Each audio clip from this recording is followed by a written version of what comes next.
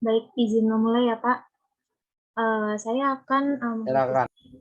saya akan mengkritisi pidato dari Riri Patricia yang berjudul rendahnya kualitas sumber daya manusia akibat lemahnya literasi di Indonesia. Berdasarkan judul pidato yang disampaikan yaitu rendahnya kualitas sumber daya manusia akibat lemahnya literasi di Indonesia. Jika dijabarkan masing-masing konsep, yakni konsep kualitas diartikan sebagai tingkat baik buruknya sesuatu. Konsep sumber daya manusia diartikan sebagai individu yang bekerja sebagai penggerak suatu organisasi, baik institusi maupun perusahaan, ya, dan berfungsi sebagai aset yang harus dilatih dan dikembangkan kemampuannya. Konsep literasi diartikan sebagai kemampuan seseorang dalam mengolah dan memahami informasi saat melakukan proses membaca dan menulis. Nah, dari konsep-konsep tersebut, menurut saya, judul pidato yang Rudi sampaikan sudah sesuai dengan proporsi. Klaim pada pidato tersebut yaitu tingkat literasi yang rendah menjadi hambatan bagi kualitas sumber daya manusia. Reason yang pertama dari klaim yang dituliskan yaitu kurangnya akses yang tersedia di daerah pelosok dengan evidence, yaitu banyak sekolah yang ada di pelosok Indonesia tidak mendapat akses buku yang memadai seperti contoh di Desa Nagrak, Kabupaten Sukabumi, Jawa Barat. Bisa dikebawain Fadilah? Nah, di mana di sana banyak anak yang tidak mengenal buku. Reason yang kedua yaitu kurangnya minat masyarakat terhadap membaca dengan evidence, yaitu UNESCO menempatkan Indonesia sebagai negara terendah kedua untuk minat baca, hanya 0,001% saja. Artinya 1 dari 1.000 orang Indonesia yang rajin membaca.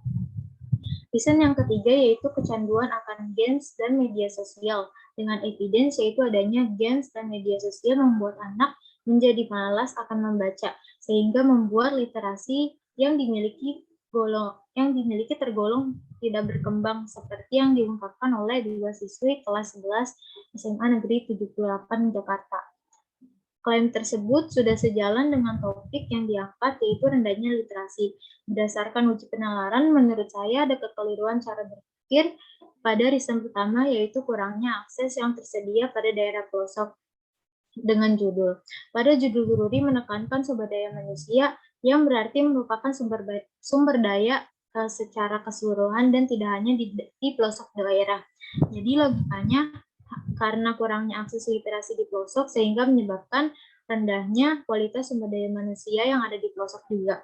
Tidak sesuai dengan klaim bahwa tingkat literasi yang rendah menjadi hambatan bagi kualitas sumber daya manusia, karena konsep sumber daya manusia pada klaim ini yang dimaksud itu secara keseluruhan. Nah, pada pidato ini juga Ruri tidak menggunakan teori. Jika ingin dikritisi, dapat menggunakan teori struktural fungsional yang menjelaskan masyarakat merupakan suatu sistem sosial yang terdiri atas bagian-bagian atau elemen yang saling berkaitan dan saling menyatu dalam keseimbangan. Teori struktural fungsional Robert Camerton, teori ini berkecenderungan untuk memusatkan perhatiannya pada fungsi bersifat netral secara ideologis. Merton juga menunjukkan satu konsep yang disebut dengan disfungsi. Dari klaim, reason, dan evidence tersebut, jika dikritisi dengan teori struktural fungsional, pada reason 1, yaitu kurangnya akses literasi di daerah pelosok disebabkan karena adanya disfungsi pada penyediaan infrastruktur seperti perpustakaan dan pendistribusian buku. Yang bertanggung jawab pada akses infrastruktur ini adalah pemerintah. Nah, pada reason 2 dan ketiga terdapat disfungsi keluarga, di mana di dalamnya minat baca yang seharusnya dilakukan sejak kecil tidak berkembang karena tidak ada role model yang digunakan orang tua untuk meningkatkan minat baca anak. Kurangnya perhatian dari orang tua dalam mengawasi anak dalam bermain gadget membuat anak kecanduan untuk bermain game sehingga membuat literasi tidak berkembang. Terima kasih.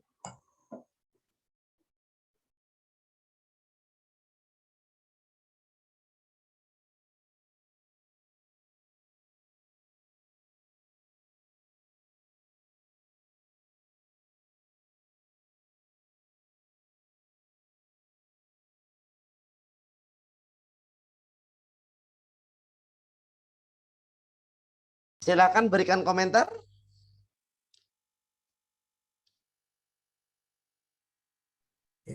struktural fungsional populer banget ini di kelas ini.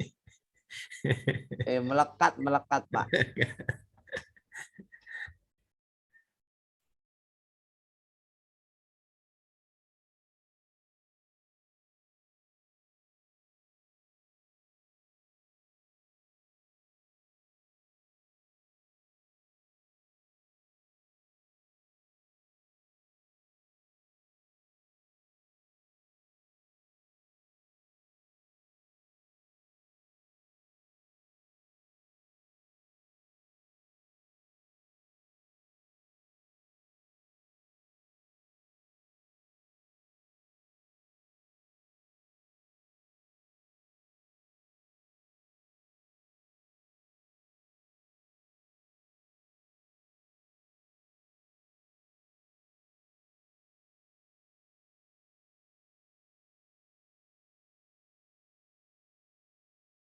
Silakan jika ada yang mau memberikan komentar.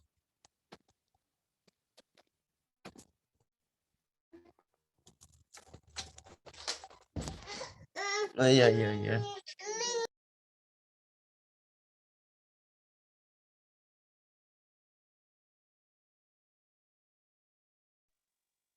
Kalau dari saya sendiri nggak ada sih Pak, nggak ada komentar karena yang Nur Aini bilang di reason 1 katakan itu ada kekeliruan dalam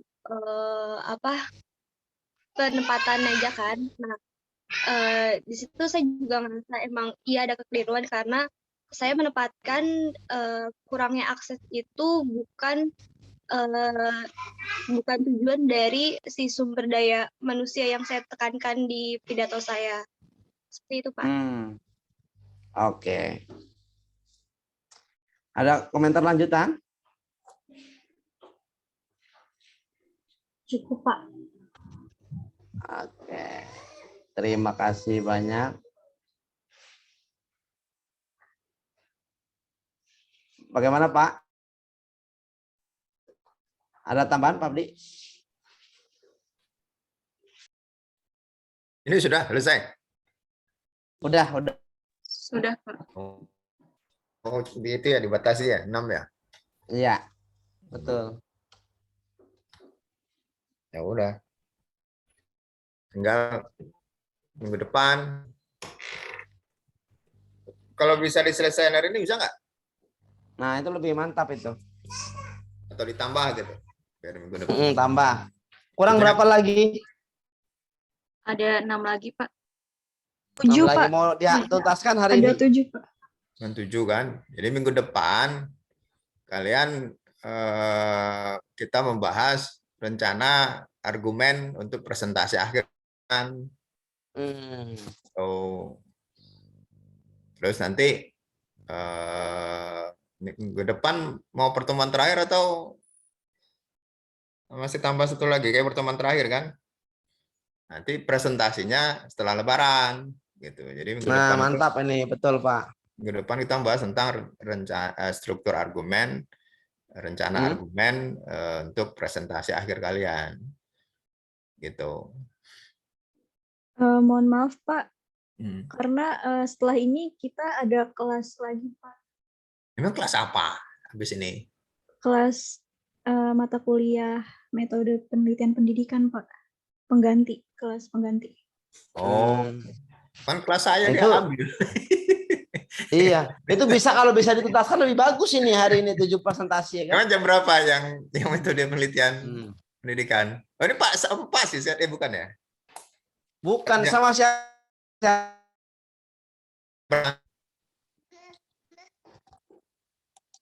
Jam berapa? Kan jam setengah 3 kan? Iya Pak, jam setengah 3. Nah, nggak boleh kalau nih. Masih ada waktu. Pekerja. Masih ada waktu sampai jam setengah 3. Oh iya, mondar. Oke. Jadi biar minggu depan tinggal 3 lagi gitu ya, tinggal berapa lagi sehingga kemudian ada waktu rencana struktur argumen kalian. Itu ya yang pertama. Yang kedua, Ya kan enakan perutnya kan? Asis. Oh, maaf. Ya, Yang, maaf Pak. yang kedua, itu kalian ikut itu ya, kuliah analisis big data barengan anak sospem, ya. Karena itu untuk jadi bahan untuk KKL. Jadi KKL itu selain turun lapangan, kita nanti akan juga melakukan analisis data digital, ya digital agar untuk mempercepat agar nanti ke lapangan tidak membantu kita untuk menganalisis data di lapangan. Oke, itu sekitar bulan Juni ya, mungkin sekitar tanggal 6 itu di Ciater, di saat Subang. Itu ada membuat panitia di kelas ya, untuk yang menangani, mengkoordinir KKL di kelas.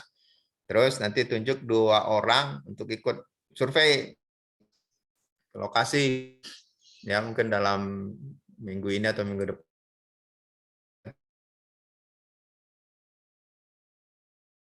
Untuk ikut survei.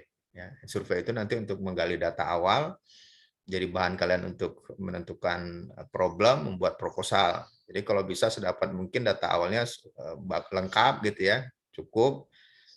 Terus ketika kalian buat, tidak rubah-rubah proposal lagi, ya, karena waktu kita terbatas untuk menekan sampai 1 minggu, cuma 6 hari, 5 hari efektif di lapangan, ya, agar kemudian biayanya tidak bisa lebih ditekan. Kemarin hitung-hitungannya mungkin sampai 1 sampai 1,2 juta. Dari sebelumnya diperkirakan 1,6 ya, ditekan segala macam. Mudah-mudahan bisa 1 atau 1,2. Itu ya. Ada pertanyaan atau tanggapan? Pak Sisnya mana? Oh, ada. Ada tanggapan dan pertanyaan?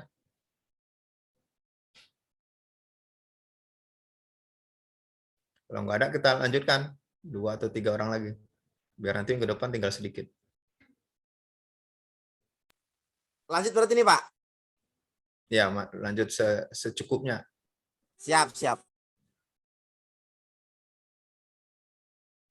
Fadila bisa kembali share screen, Fat. Oke, sebentar ya.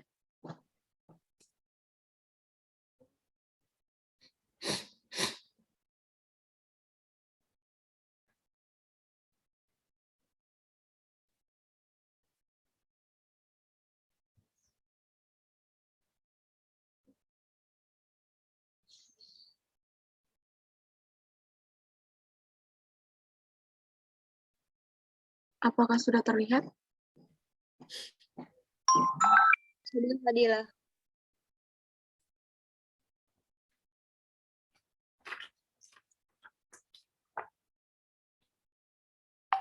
Putri ke siapa?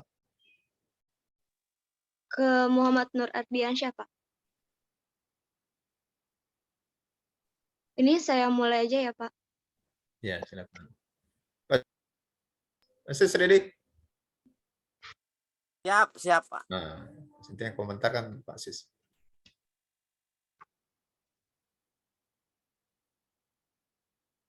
Ya, Assalamualaikum warahmatullahi wabarakatuh. Saya akan mengkritisi atau mengevaluasi argumen dari pidato Muhammad Nur Ardiansyah, boleh ke atasan, mengenai kasus korupsi Menteri Sosial. Pidato yang dibawakan oleh Muhammad Nur Ardiansyah mengenai kasus korupsi yang dilakukan oleh Menteri Sosial, yaitu Juliari Peter Batubara pada tahun 2020 lalu, di mana isu pidato yang dibawakan Ardi terbilang cukup hangat dan fenomenal karena kasus ini merugikan banyak orang dan negara pada saat pandemi. Di sini ada evaluasi argumen. Yang pertama, kesalahan berpikir. di mana hubungan antara klaim dan reason yang dibuat oleh Ardi sudah jelas dan baik. Hal ini juga disertai dengan bukti konkret untuk mendukung reason tersebut. Klaim yang dijabarkan yaitu korupsi menyebabkan kerugian dan didukung dengan 3 reason.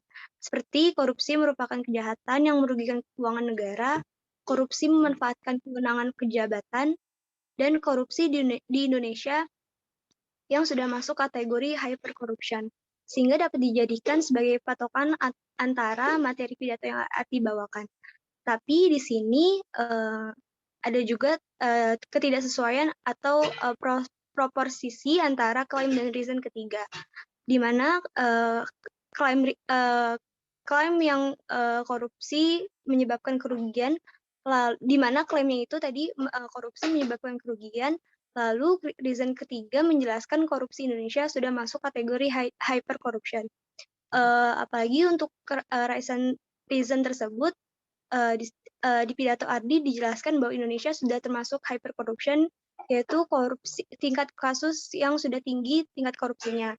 Nah, hal ini juga tidak disertai data statistik yang dikeluarkan karena kita tidak tahu bahwa berapa persentase tingkat korupsi Indonesia sehingga Indonesia termasuk hypercorruption. Yang kedua yaitu kekeliruan dalam pemikiran kesimpulan.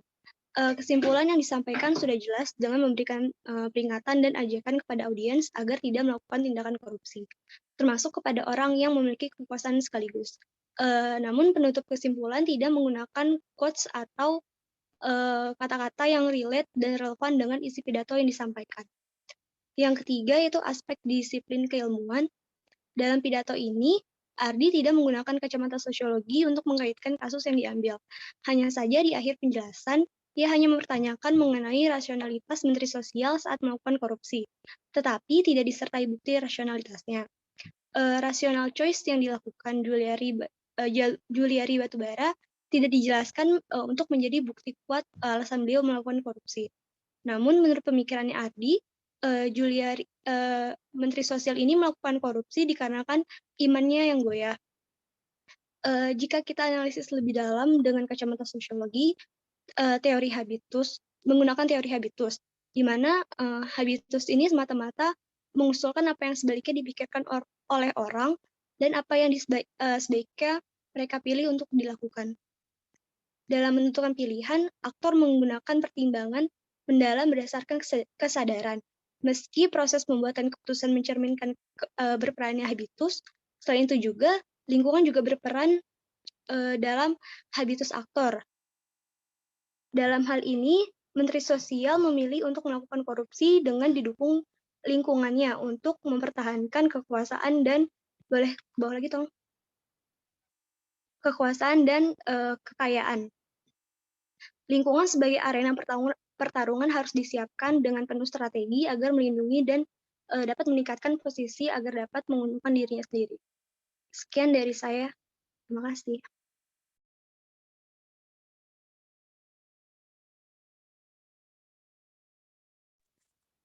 Terima kasih. Silakan respon dari komentar tersebut.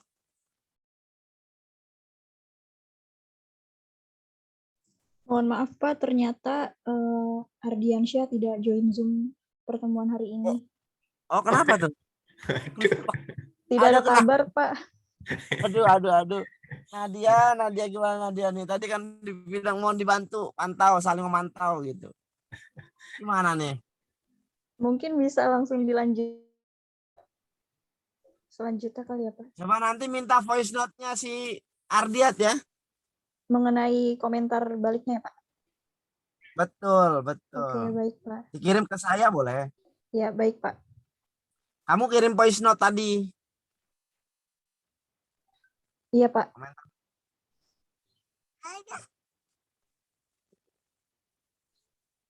Oke, selanjutnya silakan.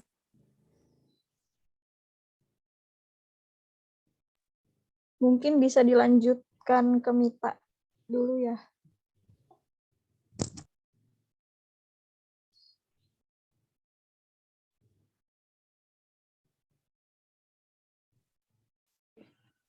Selanjutnya saya Safira Soljana akan mengevaluasi pidato Tubagus Abdul Failani yang berjudul quarter life crisis, pandemi, dan stres.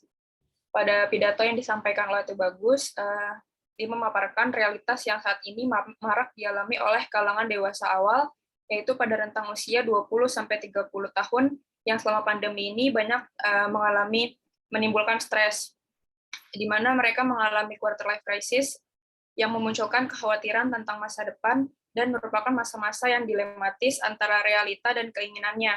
Dan tak jarang juga mereka merasa kekhawatiran ini tuh menumpuk hingga membentuk stres. Pidato tersebut memiliki 3 klaim, 3 reason, dan 3 evidence yang mengenai quarter life crisis, pandemi, dan stres yang masing-masingnya memiliki hubungan yang jelas, terkait, dan logis. Evidence yang diberikan juga disertakan dengan basis data hasil survei atau penelitian. Dalam argumen yang disampaikan Tubagus, ia menyampaikan hampir semua dampak positif. Tolong bawahin.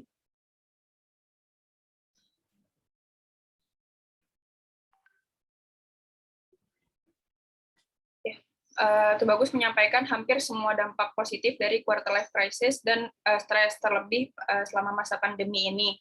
Namun di balik dampak positif ini juga terdapat dampak negatif yang berbahaya bagi kesehatan individu yang mengalaminya. Pada pidato Tubagus tidak memaparkan hal tersebut, dan dalam claim reason-nya itu kurang didukung dengan evidence yang kuat. Ini merupakan salah satu bentuk fallacy of oversimplification atau kekeliruan karena alasan terlalu sederhana. Kekeliruan berpikir karena argumentasi dengan alasan yang terlalu sederhana sehingga kebenaran argumentasinya tidak kuat dan tidak cukup bukti. Karena dari dalam evidence-nya kurang menampilkan pengalaman atau realitas yang dialami oleh individu. Akan lebih baik jika disampaikan juga dampak negatif dari quarter life crisis dan stres pada usia dewasa awal, agar individu juga yang sedang mengalami atau yang akan merasakan juga dapat menghadapi dan mencegah kemungkinan-kemungkinan buruk yang akan dihadapinya. Kesimpulan yang diberikan Tubagus sudah jelas dengan memberikan peringatan dan persuasi kepada para audiens untuk lebih menerima stres, karena stres adalah suatu yang alamiah terjadi pada manusia. Dan kalimat penutup yang diberikan juga cukup lugas, yaitu jangan lupa stres. Pada pidato Tubagus tidak menggunakan perspektif sosiologi, hanya menggunakan perspektif secara psikologisnya saja. Padahal bisa saja menggunakan teori tindakan sosial oleh Max Weber yang dipelajari dalam sosiologi kepemudaan, di mana pemuda melakukan, tolong keluarin lagi.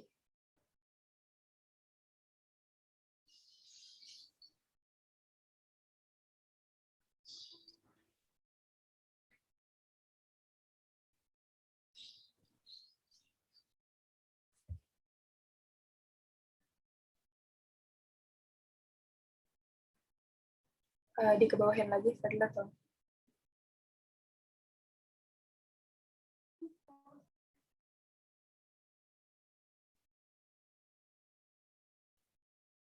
Ya, di mana segala tindakan atau aktivitasnya berdasarkan motif. Motif ini juga berupa rasa kekhawatiran dan masa dilematis yang dialami pada usia dewasa awal. Dalam teori ini, permasalahan quarter life crisis dan stres ini merupakan salah satu bentuk tindakan rasional instrumental, di mana tindakan dengan tingkat rasionalitas paling tinggi yang meliputi pertimbangan dan pilihan yang sadar yang berhubungan dengan tujuan tindakan tersebut dan alat yang dipergunakan untuk mencapainya. Tindakan ini dipengaruhi oleh keinginan dan tujuan yang dimiliki individu dan bagaimana cara menentukan nilai dari tujuan tersebut. Selama pembacaan pidato, Tubagus menyampaikan dengan pembawaan yang santai dan tidak terkesan kaku, serta isu yang diangkat juga merupakan suatu realitas yang banyak dialami oleh individu usia dewasa awal. Bawahin lagi, Roh. Intonasi dan mimik wajah yang ditampilkan juga menambah antusias audiens yang menyaksikan, sehingga tujuan pembacaan pidato tersebut bisa lebih diterima oleh para audiens. Sekian dari saya, terima kasih.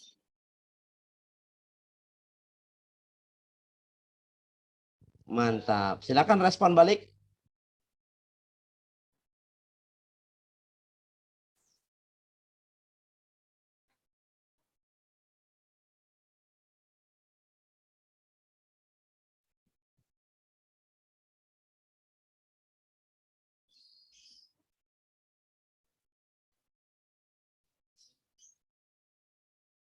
Mohon maaf Pak, sepertinya tuh bagus tidak join. Nanti dikirim PN-nya saja ya Pak. Oh gitu. Ini banyak yang nggak join ya. Banyak yang nggak.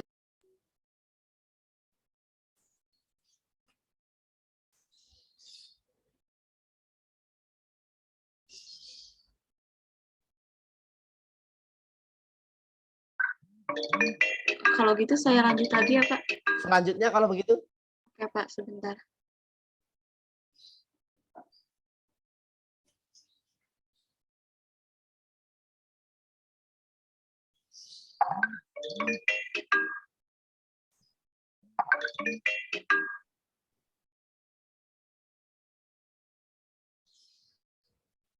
Vio ke siapa Vio?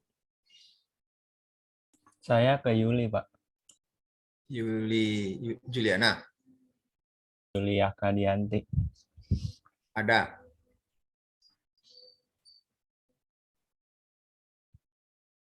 Ada nggak Yuli Akhediantinya?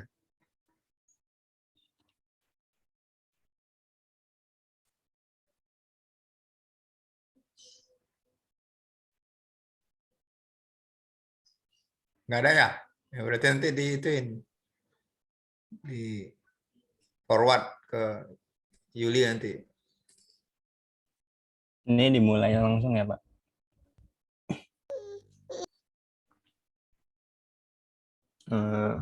Baik, saya Via Alfianzen akan mengkritisi dari pidato Yulia Kadianti dengan topik pro kontra terhadap perubahan sistem PPDB dan judul yang diangkat adalah konflik pada sistem PPDB berbasis usia.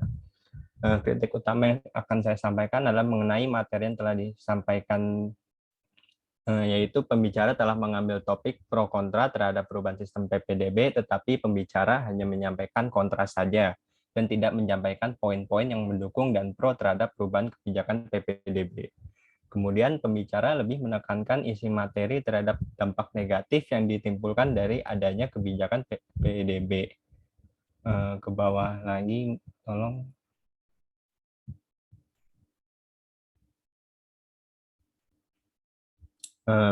Pembahasan mengenai konflik akibat perubahan sistem PPDB hanya sedikit dijelaskan, padahal judul yang diusung adalah konflik pada sistem PPDB. Selain itu, konflik yang dibahas juga ini konflik vertikal, yaitu antara pemerintah sebagai pembuat kebijakan dan masyarakat sebagai terdampak. Alangkah baiknya saran dari saya itu jika pembicara juga menjelaskan tentang konflik horizontal yang terjadi di antara masyarakat. Karena kebijakan ini tentu menguntungkan bagi beberapa masyarakat saja, terutama bagi yang memiliki anak yang menginjak usia yang sudah lumayan menginjak usia tua. Apakah ada kecemburuan di masyarakat dan sebagainya. Lalu kritik selanjutnya yang akan saya sampaikan adalah mengevaluasi beberapa argumen yang telah disampaikan oleh pembicara. Pembicara ini tidak menjelaskan latar belakang mengapa sistem PPDB mengalami perubahan, sehingga kita para pendengar seperti sedang melompat, yaitu sistem PPDB tahu-tahu diganti kemudian menimbulkan polemik tanpa tahu latar belakang mengapa sistem PPDB tersebut diganti. Menurut saya latar belakang ini penting karena untuk tahu kualitas saran yang disampaikan untuk pembicara apakah tepat atau tidak. Karena menurut saya saran yang diberikan pembicara justru malah menimbulkan diskriminasi baru, yaitu hanya dengan subjek yang berbeda. Jika peserta didik yang sudah berumur dibatasi usianya dan dialihkan pada pendidikan non-formal dan informal seperti yang disampaikan oleh Yuli dalam sarannya, justru malah menyingkirkan mereka dari haknya dalam mengakses pendidikan formal. Ke bawah lagi.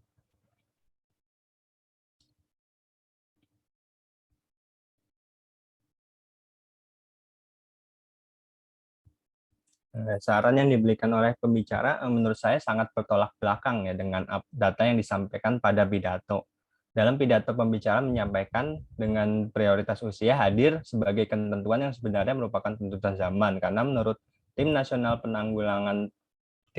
Percepatan Penanggulangan Kemiskinan mencatat partisipasi pendidikan di Indonesia memang naik, tetapi masih ada jutaan anak yang terpaksa putus sekolah. Kondisi-kondisi ini tersebut memaksa anak untuk tidak memprioritaskan pendidikan. Ini menandakan bahwa banyak anak yang putus sekolah karena permasalahan biaya. Pada akhirnya umur mereka tetap berjalan, tetapi pendidikan mereka terhenti.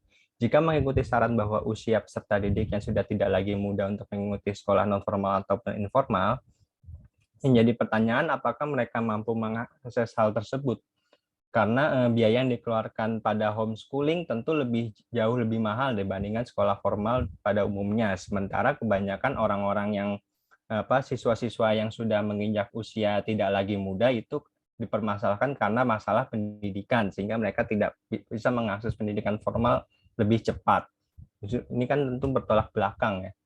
Namun terlepas dari segala kekurangan, menurut saya keseluruhan penyampaian pidato sudah sangat baik. Bahasa yang digunakan juga mudah dipahami dan dimengerti karena sudah sesuai KBBI.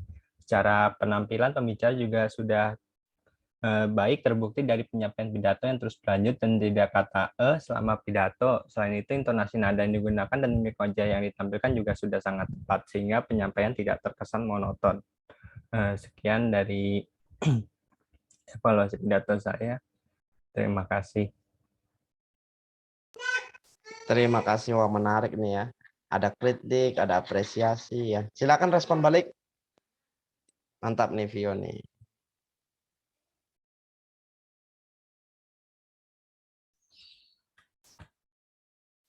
Ya ada orangnya pasti. Lanjut berarti ya Pak, kita ya. Silakan lanjut Ini Mas. udah jam 2:30 biar kita mau ada kelas.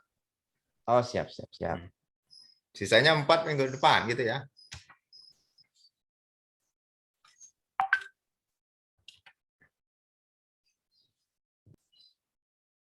Bagaimana Pak? Kita Kalian kelas 3 kan? Sekarang kan? belum kan?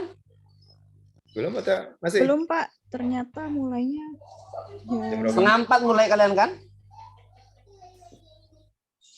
Nih Mawar tadi bilang setengah 4. Oh ya udah, kalau setengah 4 lanjut aja.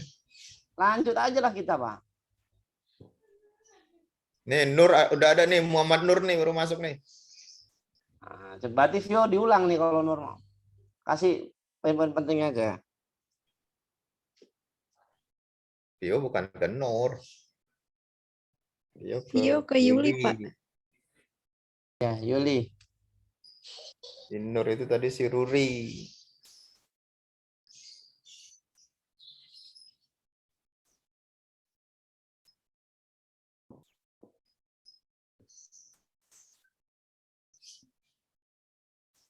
Ardiansyah apakah sudah siap?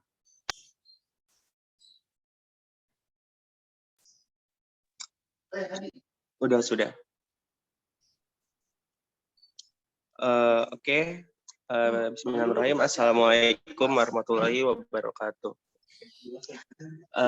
Ini saya akan mereview pidato dari Muhammad Nurholis yang judulnya itu Fenomena Judi Online atau Permainan Slot Berdampak Buruk bagi Remaja. Reason yang diberikan oleh Holis itu adalah maraknya pengguna judi online, lalu yang kedua dampak dari kecanduan bermain judi online. Jadi di awal paragraf yang disampaikan Holis ini pada pidatonya sesuai dengan isu yang diangkat, yaitu judi online yang merajalela. Nah, isu dari pembukaan Holis ini menyatakan bahwa dalam permainan judi online tidak hanya memikirkan keuntungan saja, nah tapi harus mahir dalam memanfaatkan jaringan internet serta mahir dalam menjalankan strategi permainan judi online. Dalam hal pembayaran, transaksi juga sudah menggunakan sarana online. Nah, orang yang menjadi pemenang dalam permainan judi online dalam pidato Holis juga sudah menerima uang dengan bentuk transaksi elektronik, misalnya dengan mengirim lewat m-banking. Nah, dari pernyataan yang diungkapkan oleh Holis di awal pembukaan juga tidak terlihat kesalahan dalam mengatur kata-katanya dan sesuai dengan klaim pada listennya. Terus pada pidato Holis juga terdapat klaim fenomena judi online atau permainan slot berdampak buruk bagi remaja dan memiliki 2 reason, yaitu maraknya pengguna judi online dan dampak dari kecanduan bermain judi. Nah, reason yang pertama dalam pidato Holis menyebutkan bahwa kasus yang disampaikan sudah tepat, dan dalam pidatonya Holis menyebutkan dengan contoh-contoh aplikasi judi maupun kasus nyatanya. Nah, tapi terdapat kekurangannya juga. Nah, dia itu kan maraknya kasus judi online ya, tapi kasus yang diberikan oleh Holis ini itu cuma satu kasus aja gitu. Sedangkan kan kalau marak itu harusnya ada banyak kasusnya. Nah, di dalam pidato Holis ini kan terus dalam pidato menyebutkan kasus terjadi Tasikmalaya aja. Nah, jadi cuma nyebutin di daerah Tasikmalaya tapi nggak nyebutin di daerah yang lainnya gitu. Terus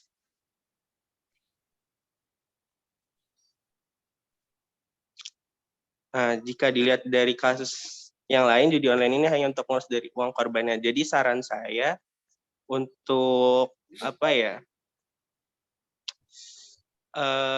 akibat dari timbulkan dari judi online ini selain dari yang disebutkan Holis juga untuk menguras uang dari korbannya. Coba ke bawah lagi. Oke, nah jika dilihat dari reason-nya itu, reason yang kedua dalam pidato Holis ini menuturkan bahwa bahaya dari judi online. Nah, Holis menyebutkan bahwa bahaya dari judi online ini adalah kecanduan karena dimulai dari mencobanya. Holis juga menyebutkan sebagian besar permainan online hampir selalu berdampak negatif baik secara sosial, psikis, dan fisik sehingga menyebabkan munculnya kecanduan bermainan judi online. Nah, secara sosial hubungan dengan teman ini keluarga jadi renggang dalam waktu bersama, jadi berkurang. Nah, secara psikis pikiran menjadi terus-menerus memikirkan permainan sedang dimainkan, menghindari pekerjaan. Nah, dalam penjelasan Holis ini nggak ditemukan kesesatan berpikir dan sudah disampaikan dengan baik. Nah, kesimpulan yang disampaikan Holis juga singkat, namun memiliki makna mendalam bahwa jangan sekali-kali mencoba judi online karena bisa berujung pada kecanduan dan merugikan diri sendiri dan orang sekitar. Dan dalam penjelasannya sudah bagus, tapi intonasi dari suaranya harus ditingkatkan lagi. Mungkin itu saja yang bisa saya sampaikan. Kurang lebih mohon maaf. Wassalamualaikum warahmatullahi wabarakatuh.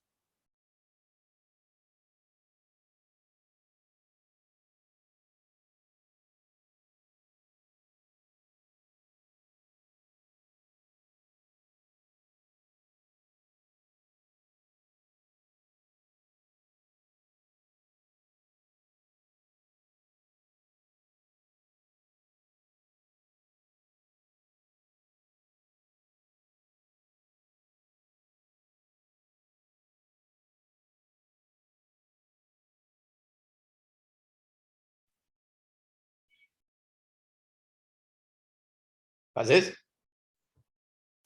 Pak Sisnya mana?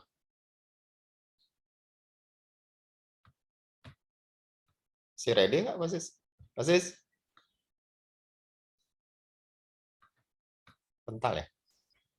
Masih ada di Zoom, Pak, Pasis. Oh iya.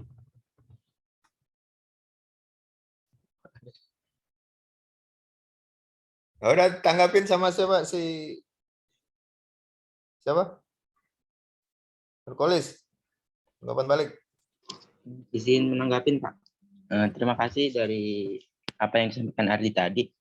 Mungkin dari reason yang pertama saya itu kayak saya kurang mencari info tentang maraknya permainan judi online tersebut.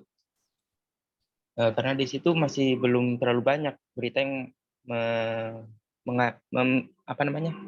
memaparkan bahwa judi online itu marak. Tapi kalau untuk secara terlihat secara kasat mata di berbagai daerah itu sudah sangat marak untuk judi online.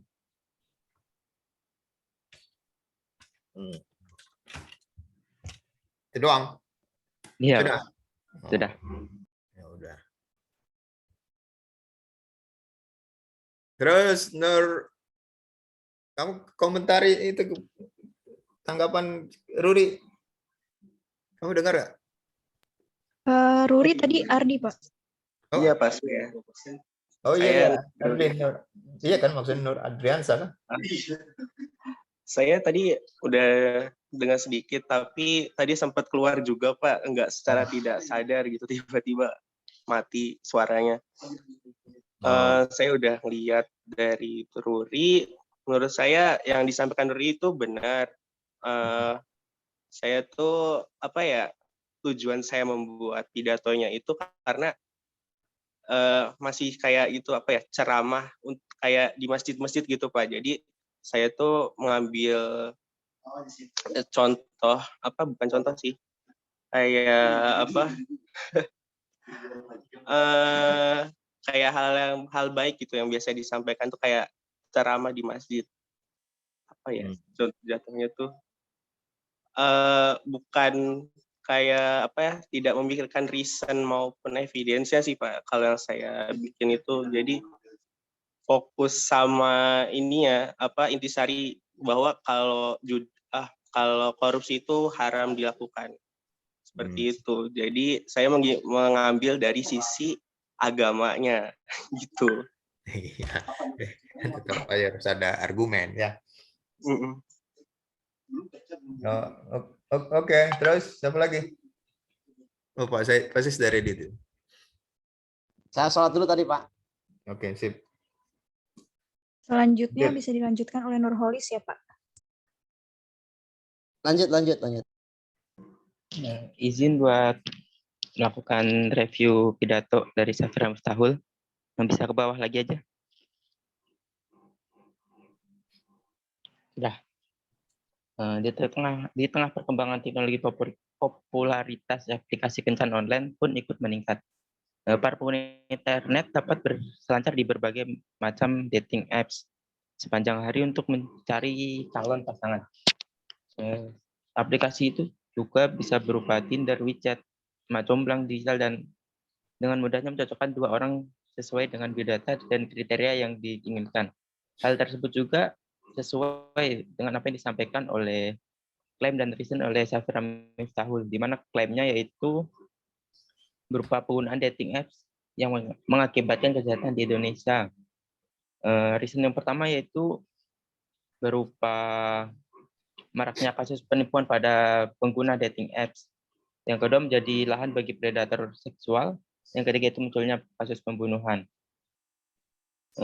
Ketiga reason ini saling berkaitan dan tidak ada yang mencar dari klaimnya, yaitu pengguna dating apps yang mengakibatkan kejahatan di Indonesia.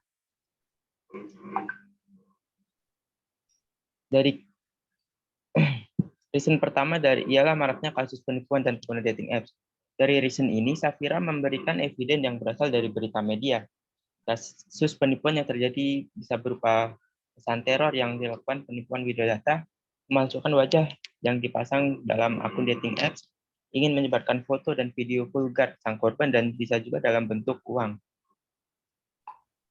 Reason keduanya itu berupa menjadi lahan predator seksual.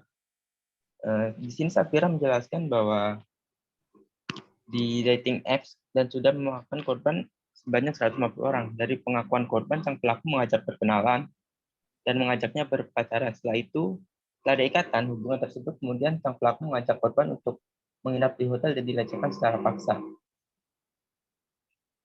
Pada reason yang terakhir, atau seakan reason ketiga, seakan menjadi klimaks pidato yang disampaikan oleh Safira, di mana ia menyebutkan kasus pembunuhan yang berawal dari dating apps.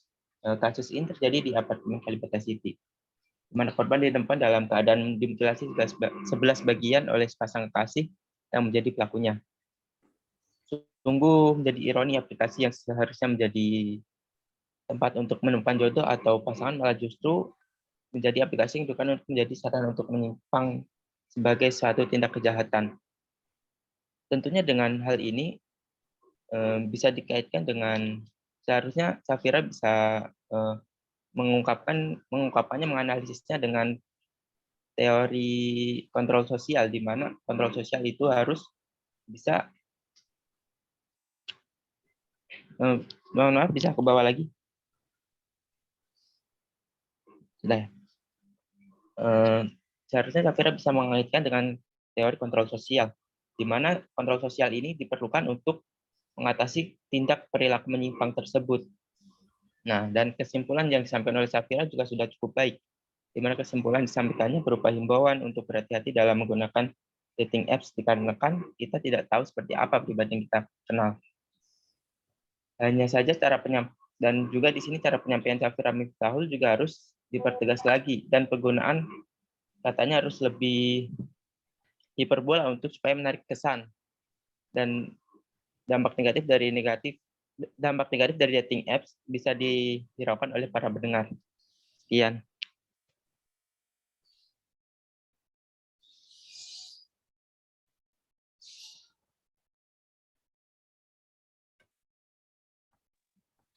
Sudah, Pak. Ya, mantap. Saya jadi mau nanya nih. Kira-kira Facebook itu masuk ke dating apps enggak? Pengguna Facebook. Facebook itu masuk dating apps itu kan banyak ya, ada WeChat, Bitalk, ada apa namanya? Banyak Tinder, tuh. Pak. Tinder ya kan. Nah, kira-kira Facebook itu termasuk sarana dating apps bukan? Sarana aplikasi kencan gitu lah ya.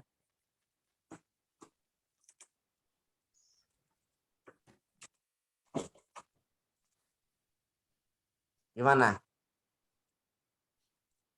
Kira-kira Facebook masuk ke aplikasi kencan nggak? Punya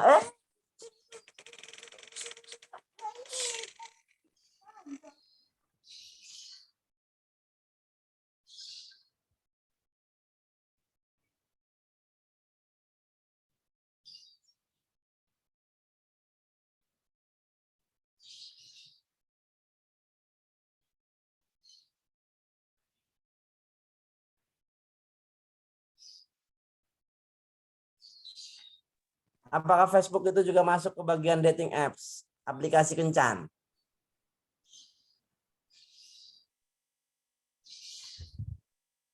Karena kan ini sama ya, Tinder gitu. Cuman mungkin fasilitasnya gitu beda. Kira-kira gimana? Bagaimana? Kalau ini saya nanya sih.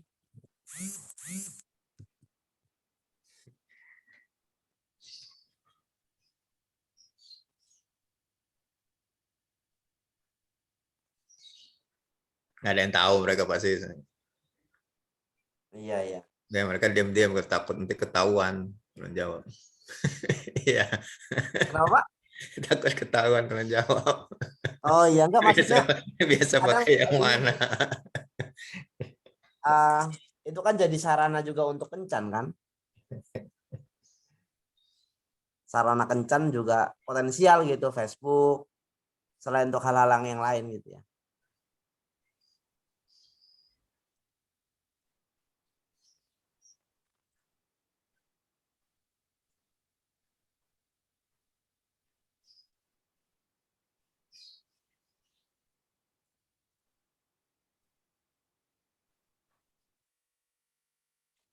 Oke, komentar selanjutnya.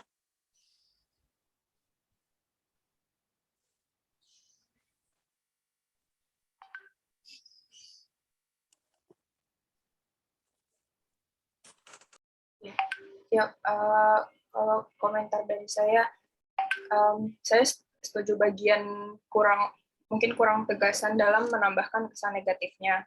Tapi kalau misalkan tadi kan Polis menyarankan untuk pakai teori kontrol sosial.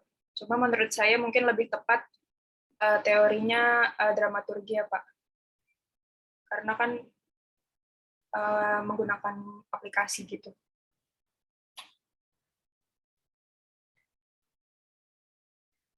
Kan di aplikasi itu juga tersedia video dan lain sebagainya kan? Iya. Sebenarnya ini sejenis Facebook kan? Tinder gitu ya. Iya enggak?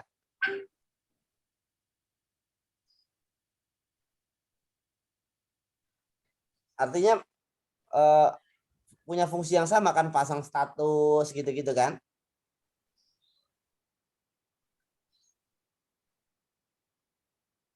Kemudian nanti kopi darat bertemu gitu, kirim video, begitu enggak?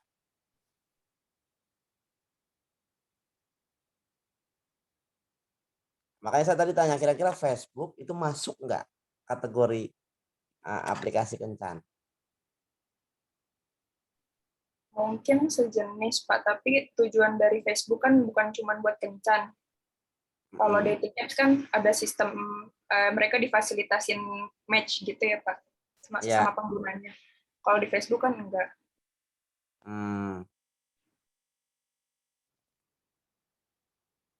Oke. Selanjutnya,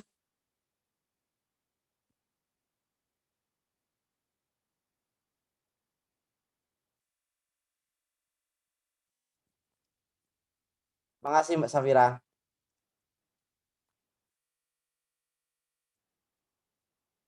Berikutnya.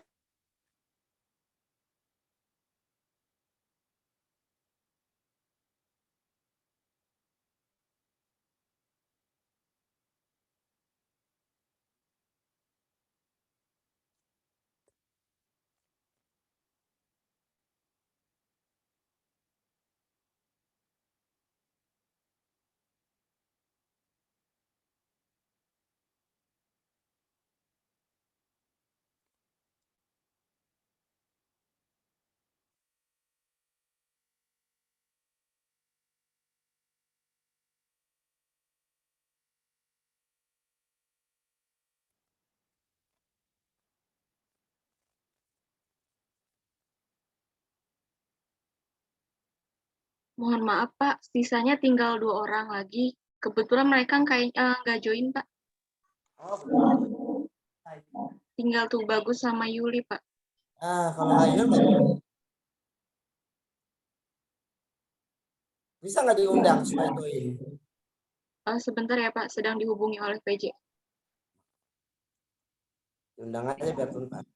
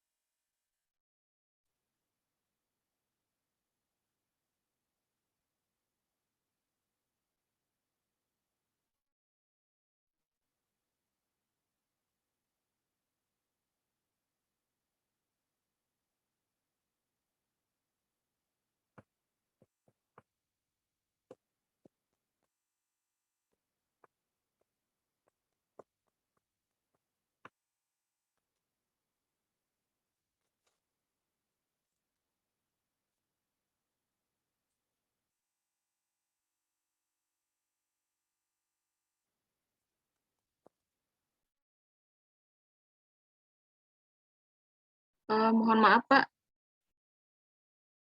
Tadi oleh PJ sudah dihubungi itu Bagus dan Yuli. Tapi tadi itu Bagus itu nggak aktif dan juga Yuli itu nggak ada respon, Pak.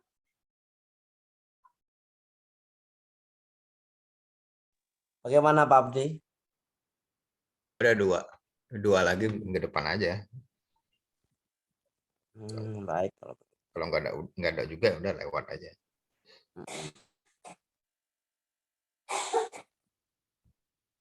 Ada tambahan Pak? Cukup tadi saya kira ngingatkan itu aja untuk minggu depan supaya kelompok menyiapkan itu ya kerangka argumen untuk presentasi akhir. Terus yang itu resume buku udah ya? Sudah Pak, sudah dikirim. Sudah Pak. Linknya sudah saya kirimkan. Oh iya, di link tadi ya sebelum. Ya. Nanti kalau dibaca-baca lagi itunya bukunya ya. Sudah dibaca semua belum? Bukunya udah dibaca belum? Sudah Pak, dari bab yang Bapak suruh resum. Sudah Pak. Enggak, maksudnya bukunya dari awal sudah dibaca sampai selesai belum?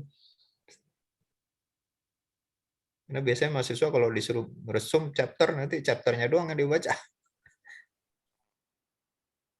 Kan yang disuruh resum chapternya. Kalau suruh baca kan seluruh bukunya. Bukunya sudah dibaca semua belum? Meskipun 200 halaman itu kan singkat-singkat kan? Ringkas-ringkas. Artinya setengah jam baca selesai gitu. Dibaca ya. Nanti itu jadi panduan kalian untuk apa buat slide, buat terus presentasi dan seterusnya. Kalau argumennya kita kan sudah bahas kan bagaimana nyusun argumen ya. Gitu aja Pak Sis. Ya, Pak. Baik, terima kasih banyak. Sampai bertemu di pertemuan minggu depan ya. Sukses selalu, salam sehat. Selamat sore. Assalamualaikum warahmatullahi wabarakatuh. Assalamualaikum. Waalaikumsalam warahmatullahi wabarakatuh. Apa yang KKL ya? KKL. Iya, Pak. Siap. Dua orang. Ya. Itu jalan-jalan nanti sama Pak Sis tuh. Ya Pak Sis. Siap, Pak. Mantap, pokoknya kita siap. Jalan.